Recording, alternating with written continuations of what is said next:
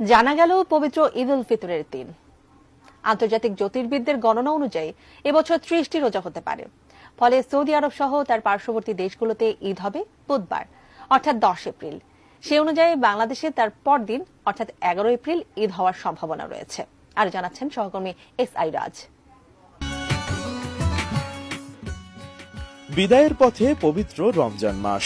বিশ্বের মুসলিমরা এখন প্রস্তুতি নিচ্ছেন পবিত্র ঈদ উল ফিতরের। ঈদের দিনকে রোজা ভঙ্গ করার উৎসবও বলা হয়। আন্তর্জাতিক জ্যোতির্বিদদের গণনা অনুযায়ী এবছর 30টি রোজা পূর্ণ হতে পারে।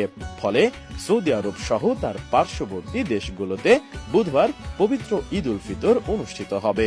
সে অনুযায়ী বাংলাদেশে আগামী 11 এপ্রিল অর্থাৎ বৃহস্পতিবার পবিত্র ঈদ উল ফিতর অনুষ্ঠিত হওয়ার সম্ভাবনা রয়েছে।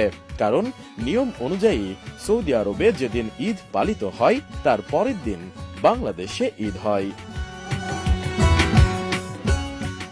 যদিও বিষয়টি নির্ভর করছে চাঁদ দেখার ওপর।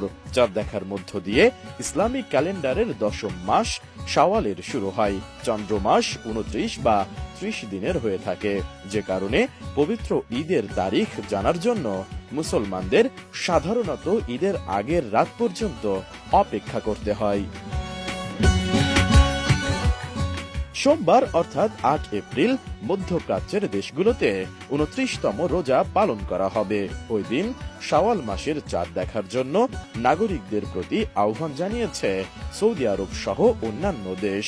যদি সোমবার শাওয়ালের নতুন চাঁদ দেখা যায় তাহলে মধ্যপ্রাচ্যের দেশগুলোতে পরদিন মঙ্গলবার অর্থাৎ 9 এপ্রিল পবিত্র ঈদ উল ফিতর অনুষ্ঠিত হবে। আর চাঁদ দেখা না গেলে 30টি রোজা পূর্ণ করতে আরো একদিন রোজা রাখবেন মুসলমানরা। সেক্ষেত্রে মধ্যপ্রাচ্যে ঈদ উল ফিতর অনুষ্ঠিত হবে 10 এপ্রিল। ইসলামিক ক্যালেন্ডার অনুযায়ী প্রত্যেক আরবি মাস 29 নাকি 30 দিন হবে তা নির্ভর করে চাঁদ দেখতে পাওয়ার ওপর। সৌদি আরবের আকাশে সোমবার চাঁদ দেখা গেলে দেশটিতে পবিত্র রমজান মাস 29 দিনের হবে। পরদিন মঙ্গলবার দেশটিতে পবিত্র ঈদ উল ফিতর পালন করা হবে।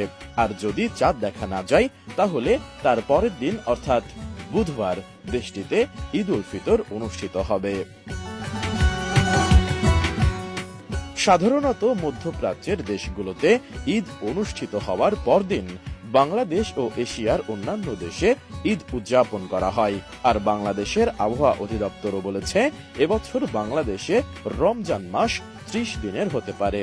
তবে দক্ষিণ এশিয়ার আরেক দেশ পাকিস্তানের আবহাওয়া অফিস জানিয়েছে এবার পাকিস্তানে রোজা 29টি হতে পারে, কারণ 9 এপ্রিল রাতেই দেশটির আকাশে ঈদের চাঁদ দেখা যেতে পারে।